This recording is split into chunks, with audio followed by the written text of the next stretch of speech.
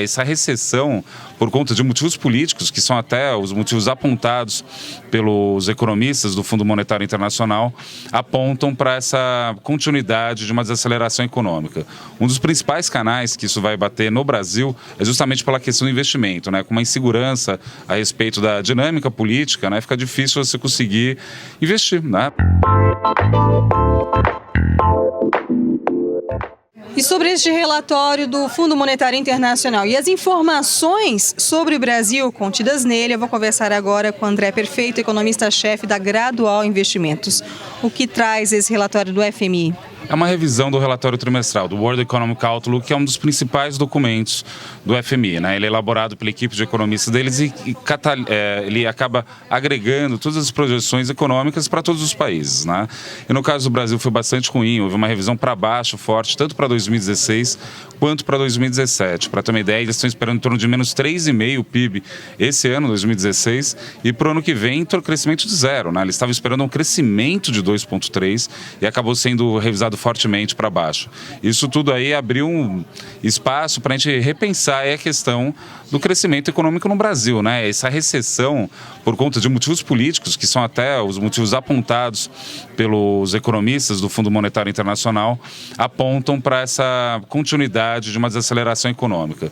Um dos principais canais que isso vai bater no Brasil é justamente pela questão do investimento, né? Com uma insegurança a respeito da dinâmica política, né? Fica difícil você conseguir investir, né? Você, apesar de ter uma demanda que poderia ser muito boa, e o Brasil tem uma demanda reprimida elevada, a gente não consegue, por outro lado, transformar essa potencialidade em investimento de fato.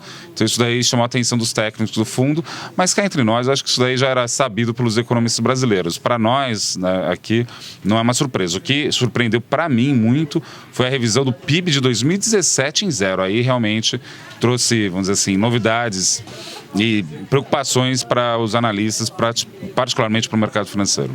Uma crise que principalmente é consequência da indefinição política, né? E de uma certa falta de patriotismo dos nossos políticos, né?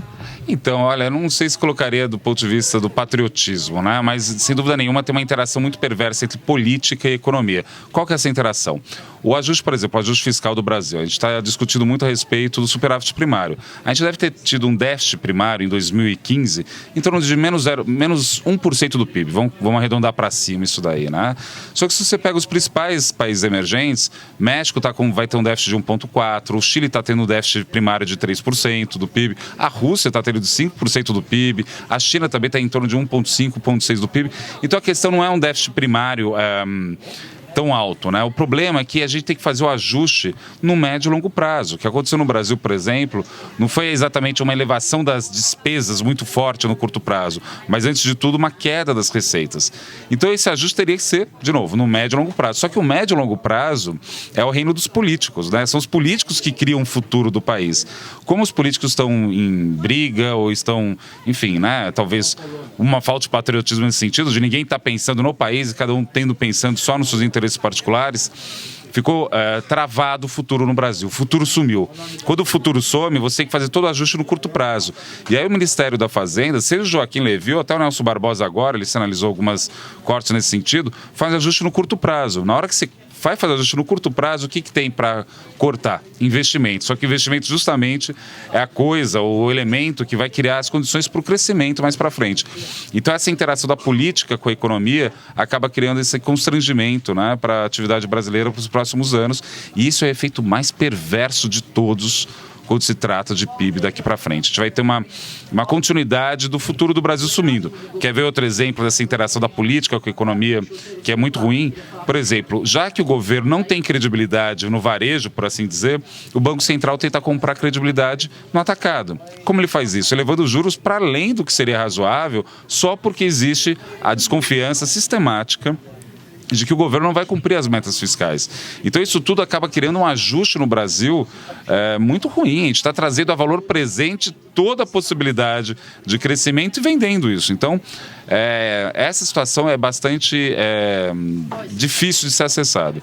Eu acreditava no ano passado, quando iniciou o processo de impeachment, que isso seria bom, no seguinte sentido: o ano de 2014, depois dessa eleição que foi tão tumultuada, tão difícil no Brasil, o ano de 2014 não acabou. né? E ele engoliu o ano de 2015. O ano de 2015 não existiu. E o que eu estou vendo é que parte do ano de 2016 não vai existir também, porque essa questão vai ficar no ar. Então, tudo isso em conjunto cria uma incapacidade dos economistas criar projeções um pouco mais corretas aí para a economia. A gente só consegue revisar para baixo PIB para cima inflação, uma situação que mostra justamente a falta de credibilidade do Estado. Só para pegar essa questão, a moeda de um país é a credibilidade desse país, a moeda é fiduciária. Se o país não tem credibilidade, a moeda sofre. Como? Inflação e juros, isso que a gente está vendo no Brasil agora. O impacto deste relatório junto à confiança dos investidores estrangeiros? Bem, os investidores estrangeiros, sem dúvida nenhuma, devem estar bastante preocupados a respeito da atividade brasileira, né? A gente tem, em Davos está se discutindo muito isso, discutiu muito o Brasil, então é um ponto de interrogação. O Brasil ainda é visto como um bom negócio, por assim dizer, por alguns motivos. Primeiro, a gente vê o investimento direto no país, o que era antigamente chamado de investimento estrangeiro direto, agora chama investimento direto no país, ainda em patamares interessantes. Por quê? Porque o Brasil dá muito dinheiro. Mas quando você pensa mais no médio, longo prazo, que é o horizonte do investimento, por definição, alguns projetos começam a ficar engavetados, né? Você começa a ter muita insegurança até a respeito de quem vai ser o presidente, né? Quem vai ser o presidente daqui a 6 meses? É difícil dizer, né? Eu, particularmente, acredito que vai haver um impeachment da presidente. Por motivos que são da ordem política, né? Eu acho que o grau de desconforto na classe política está tão grande, com tudo isso que está acontecendo, as investigações da Lava Jato estão pegando gente de todos os partidos, isso daí está gerando a incapacidade de coordenação entre Planalto e Congresso, que uma hora tem que se resolver, por isso que eu acho que vai ter impeachment. E isso tudo gera esse sentimento reiterado de desconforto, né? No caso do investidor estrangeiro, né, eu acho que ele olha para o Brasil e vê uma grande possibilidade, mas vê que a gente está se atrapalhando sozinho, né? Então, nesse sentido, é muito ruim. A respeito do relatório do FMI, tem uma coisa que eu acho interessante apontar. Nos últimos anos, né, o Brasil ajudou muito mais o exterior do que propriamente o exterior ajudou a gente, né? A gente rodou déficits comerciais grandes, ou seja, a gente estava mandando renda para fora e também mandando muito dinheiro via juros. Agora o Brasil tem um câmbio que ajuda mais a gente, ou seja, a gente vai exigir que o mundo transfira a renda para a gente através do câmbio. Isso daí para a gente é bom, para o resto do mundo não é, mas a gente está no meio de uma briga bastante difícil. Todos os países tentando desvalorizar suas moedas, a gente está no meio de quase numa guerra cambial de novo nesse 2016, deve se configurar em torno disso mesmo. O ano de 2016, já considerado por muitos perdido, você acredita que pode haver alguma esperança para o segundo semestre? Olha, eu vou colocar da seguinte forma, né? Eu acho que a gente está vivendo um inferno astral no Brasil, que começou com a Copa do Mundo e, se Deus quiser, vai acabar com a Olimpíada, né? A gente criou muita expectativa naquele momento, agora a gente está com expectativa nenhuma, né? Talvez algumas coisas entrem no lugar. É bom lembrar que a gente está fazendo um ajuste recessivo e ele está funcionando, né? Um dos objetivos... Teve 2 grandes ajustes que a gente fez na economia brasileira e o investidor estrangeiro percebe isso muito bem. Primeiro foi o câmbio. O real se desvalorizou fortemente, 60%. Isso tudo gera um processo de melhoria do salário em reais para o estrangeiro. E tem outro ajuste que está diminuindo o salário real das pessoas para justamente controlar a inflação. Então, talvez esses ajustes já sejam fortemente maduros, por assim dizer, no meio do ano. Então, eu tenho esperança no segundo semestre. A gente começa a apontar algumas coisas. E, principalmente, eu acho que essa crise política não vai conseguir se enrolar muito mais. Eles vão resolver de um jeito ou para o outro. Ou a presidente fica ou a presidente sai. Eu acho que vai ser rápido esse processo, não vai ser tão demorado. Por um único motivo, ninguém aguenta mais, nem os próprios políticos, e principalmente eles, essa situação de definição. Então, nesse sentido, eu vejo alguma luz, por assim dizer, no fim do túnel, a partir do segundo semestre, e espero que seja o fim desse inferno astral que a gente se meteu.